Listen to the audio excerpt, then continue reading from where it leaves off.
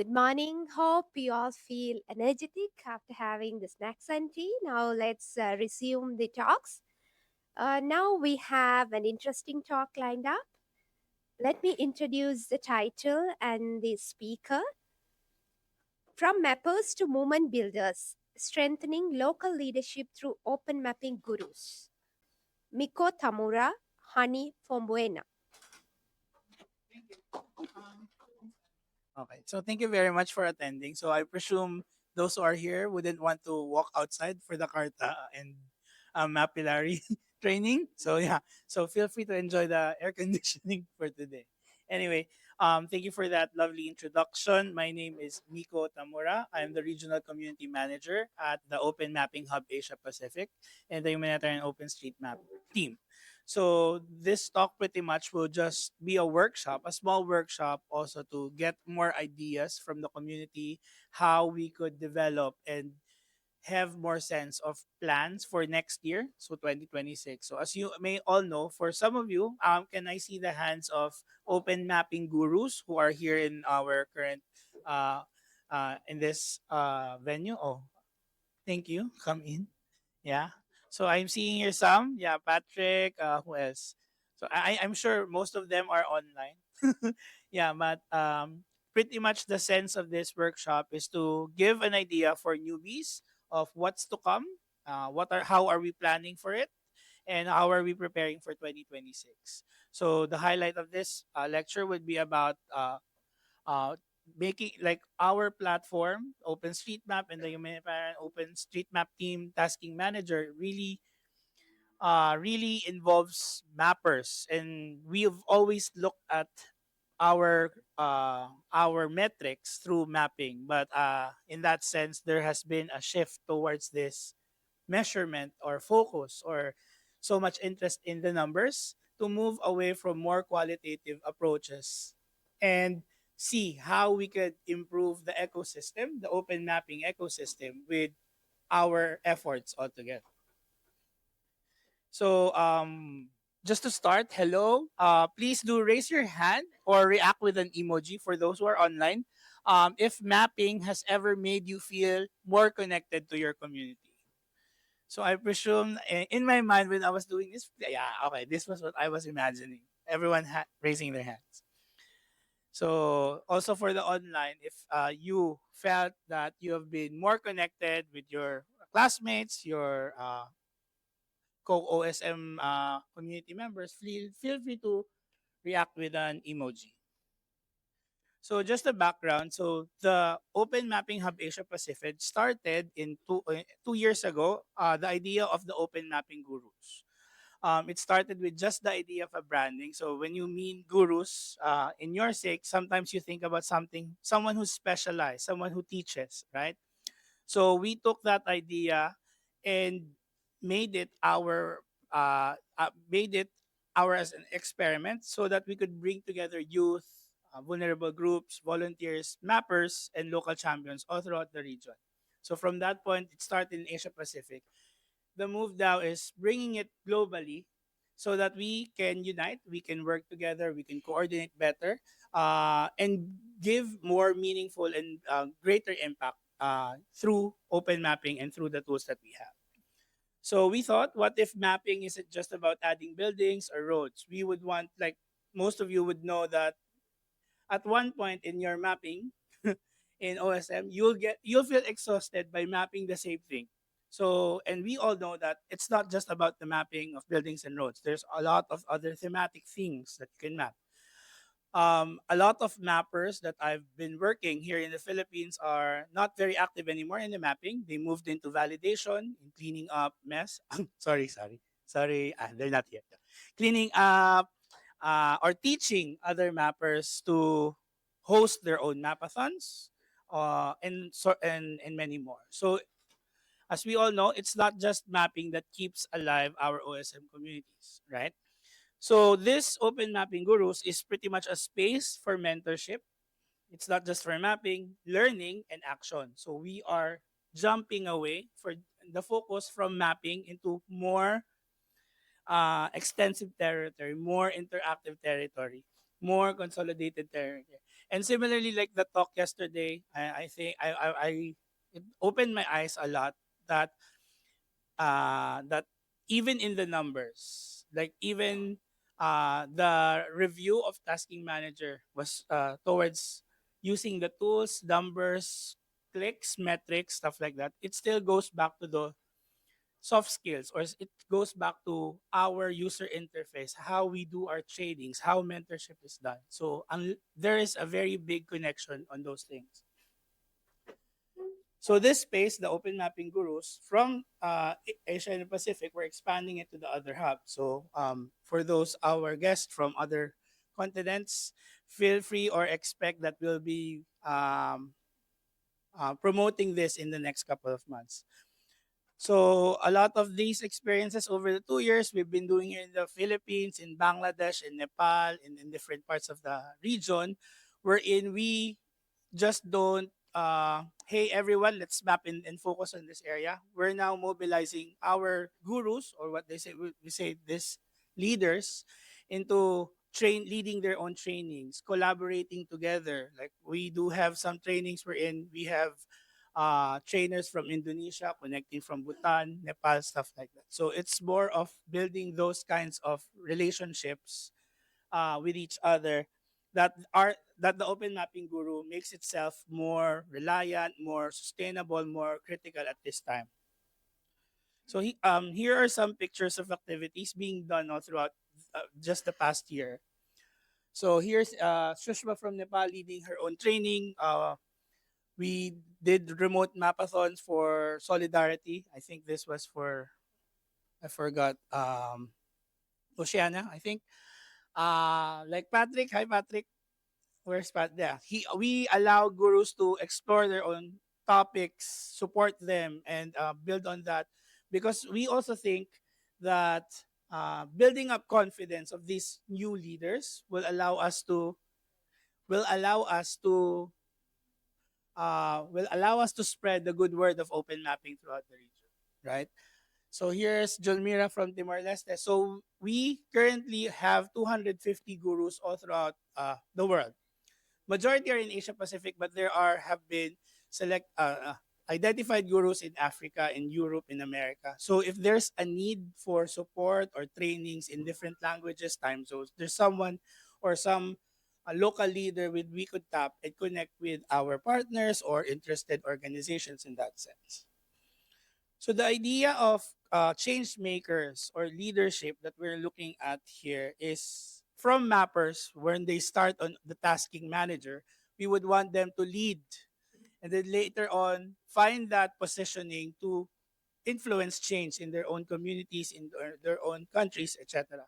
So in this part of the training slash workshop, I would hope you to get a notepad or sticky note, and maybe write something, or go through these questions, or ponder or think about on these questions, like when did you first feel like you're a mapper on OpenStreetMap, or if not, just put I'm not a mapper, okay. You can feel free to also, when did you feel part of something bigger? So we're taking a look at here how you started in this mapping journey, how you felt that it's not just mapping, you want something bigger inside this community. And then maybe last but not the least, maybe you could share one word that describes that transformation. So we're taking a look at here of each and everyone's journey into open mapping, or if not, starting, etc. in that sense. So I'll give you 20 minutes. No, just kidding. And thank you for joining the workshop. Yeah, feel free to write. I'll just go through. And then later on, please return it to me because I need it. Yeah, I do still have prompts here that you'll need to pass. So in this sense, I'd like to also emphasize, especially there are a lot of community leaders here, Arjun from India, and you'll be going home with these learnings. And somehow I would want you to make make this journey here in the Philippines memorable as well by dancing. No, just kidding. By sharing three important things that makes a movement builder, and this is what we would want to make sure that our community members does not just live into mapping, but also grow into leaders and hopefully change makers in the future. So movement builders, we need to let them everyone feel also that local leadership is built and not appointed. People go through the process of learning from mistakes, learning new things, learning the technical stuff, etc. Learning to be able to communicate yourself better, etc. And those skills do not happen with just YouTube videos, right? Some maybe the technical. No, just kidding. But I do think that my journey as well into the open mapping community allowed me to experience failures, experience the hard stuff, experience being not being shown up for a mapathon. So those kinds of things is part of that journey that you become someone who wants to learn from that.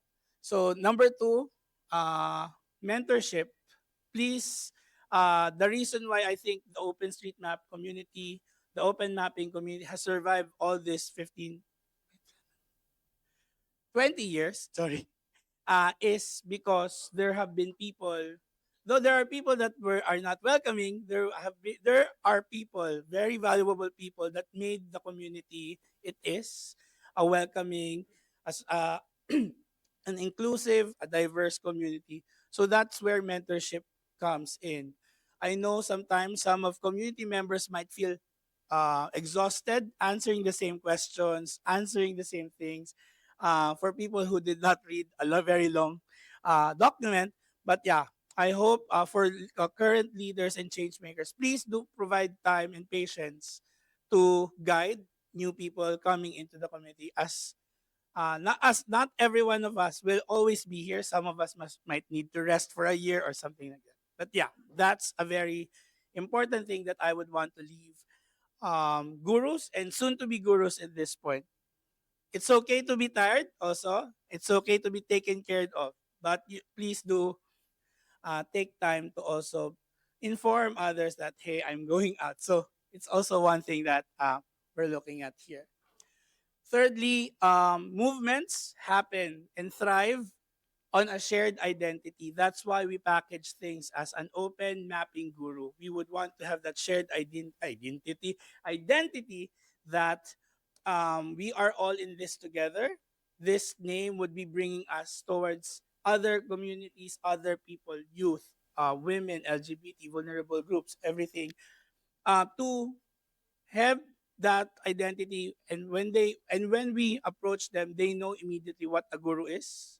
They understand what an open mapping guru is. So it's nice that we have that general or that identity. So instead of just the volunteer, let's level it up and bring it to uh, a higher level of branding, because I do think that volunteerism also in the humanitarian OpenStreetMap team, and not just in HOT, but OSM itself, has proven through the decades that we have surviving despite funding. We have been surviving without having nothing. So I think it deserves that name of a guru. We've gone through this a lot of times on thinking that name that could represent someone who's dedicated in really sharing their thoughts, sharing the ideas of open mapping in different parts of the world. So just so I've been talking about the guru stuff. So what does being an open mapping guru look like? So here are some snippets. So for those gurus that have been encountering this, usually if you're an open mapping guru, you'll receive emails wherein say we're needing this help. We're needing a trainer, we're needing some person to translate some learning materials into, we're needing mappers, we're needing validators. So it's pretty much like a prompt for you if you're free. And the idea of the open mapping guru is flexibility. Not everyone will always be there. Not everyone will have that same privilege or time. Instead, so if you receive these emails, it's like your superhero calling. And if you're free, you have time, you have effort, you have those resources. Feel free to jump in, and instructions are in the email. So all throughout the 2 years, we've been contacting gurus, sharing them that, hey, we need help in mapping Afghanistan, Pakistan, in Papua New Guinea. There's an earthquake in Cebu. Let's swipe here, things like that. So we're trying to organize instead of just posting something in tasking manager and social media, and having these networks or pools of skilled mappers, trainers, etc., being there and ready when the time needs it to. In this sense, like over the past, we've had some organizations contact the hub, asking for support for trainers. For example, in Malaysia, they need a guru uh, to train students. So they just reach out and we connect these gurus towards the demand that they bring into. Similarly, the like I think Joffrey mentioned this a couple of days ago, we do have the hot learning center. So before it's always mapathons and stuff like that, but we're augmenting our in-person trainings, our online synchronous trainings into learning materials like Coursera, similar to that and very interactive. And we're there's going to be improvements in this learning center in the next couple of months as we are now incorporating new videos, learning materials. As you may know, our tasking manager videos on YouTube are kind of outdated, still useful, but yeah, we need something kind of updated with how technology students, youth are using media, phones in order to create content. I think we need to also catch up in bringing knowledge and tools and techniques to this youth, etc. And similarly, again, we host trainings or avenues for gurus to build their confidence, train, learn also. So these training sessions, workshops, it's not just the trainer taking the lead, but it's more of we're building up questions. What are the things? What are the gaps? What's needed, etc. And becoming open mapping gurus that are not just following instructions but also being critical of situations on the ground for our local communities. So as you can see, the move from a global humanitarian movement is still there. But yeah, we need to bring experts, local champions on the ground into this movement and take part in order for us to improve data quality, improve our networks, improve materials, techniques, etc. So yeah, so as you may know, I'm not sure everyone knows. So aside from those things I mentioned, we also host fellowships. So different hubs, Africa, Global are hosting fellowships and mentorships online. So feel free to follow the Humanitarian Open Street Map team page. But for Asia Pacific, so as you can see, there's these regional variations also for this fellowship. So, but for AP Hub, we've hosted the Climate Action and Disaster Ready Fellowship to experiment on high impact, low cost fellowship and support for communities in this region. So the idea here is that each country, 6 countries all throughout the region, has 4 representatives to build like a research team for each country. They are going to research on climate profiles, disaster risk profiles, etc., to identify 10 critical areas that needs focus on mapping in the. So it's more of a preparedness type of sense instead of okay, let's activate once the earthquake is here. So we would want to avoid that. So this study or research they're trying to produce in the next couple of weeks would hopefully guide OSM communities to focus where it's needed, where it's recommend skills, etc. for OSM communities to move forward in the next. It's like a planning session for them in the next 2 years. Aside from that, the fellows are trained to produce high quality climate and disaster map data. So they are been trained how to request for emergency satellite imagery, etc. Tools like Mapillary and exposing them to all these tools and products like that. And part of their project, so this one, we're still experimenting and taking care of it. So if it goes well, we'll replicate it to next year because we've seen that there's importance in the region. So one more thing that they're going to do is they're in each of their countries. So 3 NGOs or organization or government units will be trained in open mapping, OpenStreetMap, QGIS, and those kinds of things. And yeah, it would pretty much bring in, hopefully it could bring in 18 new stakeholders into the open mapping ecosystem in OpenSM, in open mapping tools, etc. So yeah, Another prompt. So in your paper, I'd like you to just write also. Imagine you're an open map. For those the gurus, 5 minutes. Okay. Thank you very much. I know. Uh, Feel free to write in your paper. So imagine you're an OM guru, an OMG. In your own community, what cause would you map for? Because a lot of that jump from being a mapper to a leader usually uh, is being instigated by or being provoked by something that heartfelt or that comes from in you within you.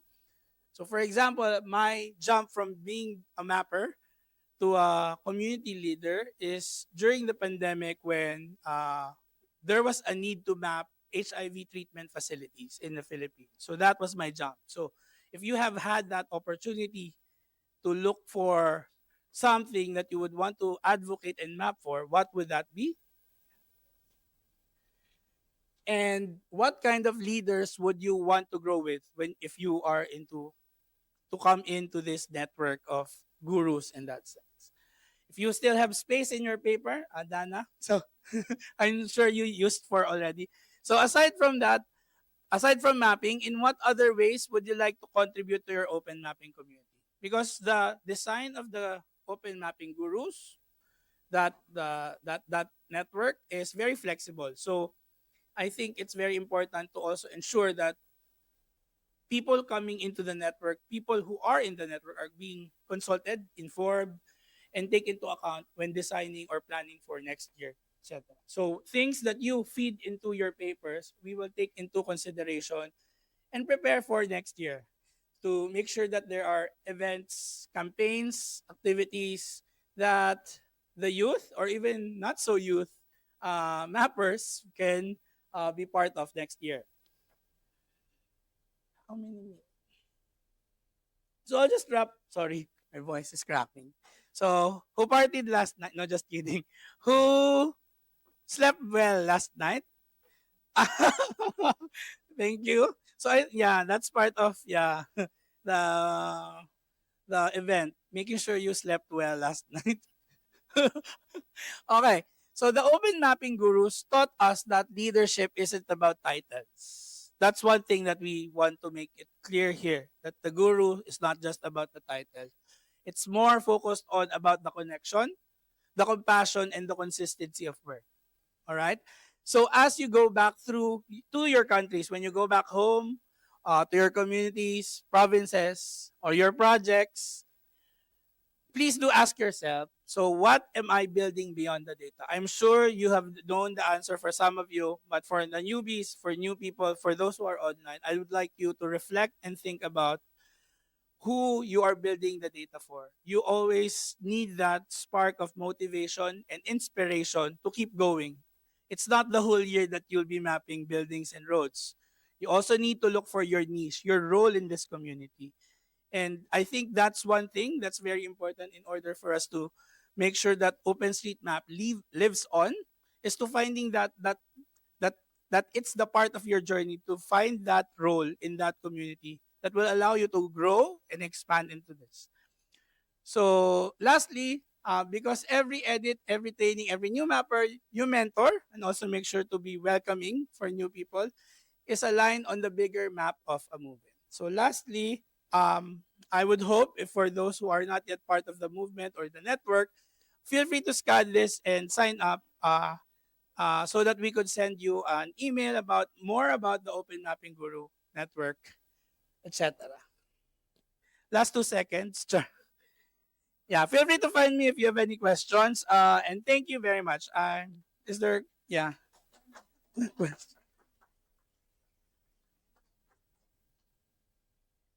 Thank you very much, Miko, for that interesting talk. Indeed, Open Mapping Guru is an important initiative or a chapter that I consider myself as a newbie. So it's all about the compassion, consistency, and connections. And we consider it gave us a sort of confidence, a recognition, and a source of motivation for collaboration. Thank you very much for the initiative. So I think now we can go ahead with some questions. Do we have any questions from the venue? Thank you. Sure. Thank you to RTFC. We have two venulous questions. Question number one: how did you end up with the name Guru for the program? What is the stories behind that? Okay. So the guru idea, like there was already that sense of identifying that term to have to have that Asian, Oceania, Pacific identity. So there were a list already that we've considered. A lot of them are very post-colonial, so I'm sorry for the others. But yeah, the guru term marked very well from our South Asian friends. Also, for the Filipino, we use the term guru. Actually, the term guru here is about a teacher. That's closely, I think, Indonesia as well. No, yeah. So it linked Southeast Asian Tai Chi, do you have East Asian connection with Guru? No, no, Tai Chi is not here. He's walking. I know. He's always walking. Sorry. Yeah, but pretty much, yeah, we look for a term, and I think it also expands outside the Asia region, like other regions also melted with it. Thank you. What was the most challenging part of working with Guru? No, no, just kidding. No, so every time, no, just kidding. I think I'm looking at it as more of an exciting thing. It's like it's not something that okay, you have this training, you work with a guru, and it's the same thing. It's always a different thing working with gurus, and it's always so motivational, like being someone who gets to work with the same people, like the same people at the same time. It's always a different project, it's always a different thing. So I think one thing that's hard is actually choosing the best or the right guru, because I need to also balance making sure that the quality of the guru that will be sending into a task is really good, but I also want someone that would learn from that person. So it's not just putting the best people forward. It's also learning. It's also about sharing that skill into that network and building up on that. I think that would be not really difficult, but an exciting portion of the guru. Yes. Am I troubling you? Yeah. So actually, in the for I signed up for the Open Guru, but I only completed the phase one due to some time and commitment issues. I dropped at the phase two level. So can I pick up from there or do something? Yes, of course. Like we mentioned what the three things I mentioned: confidence, consistency, and compassion. Like the process we tried, though some gurus think like there it's a very what do you call this? Flexible process also in consulting gurus. So some gurus think that usually you get to be a guru if you just pass an exam, and that usually doesn't measure up of what a guru and what not a guru is. But we do take an account into that compassion, because we would want them to be engaged. We do understand that not everyone has the same time privilege. So we would want to, hi Tai Chi. Yeah. So we would want to have that avenue for you to not to also be pressured. If you're not available, it's okay. You catch up, you wake up. And also the learning center will allow us to also navigate through your learnings, your journey in an asynchronous time. As I think remembered before, we did the onboarding for the gurus in online synchronous. So you need to attend, stuff like that. But I think the learning center will allow us to bring in more gurus, onboard them, and tap them much more efficiently in the future. Thank you very much, Miko, and may your excitements with gurus continue.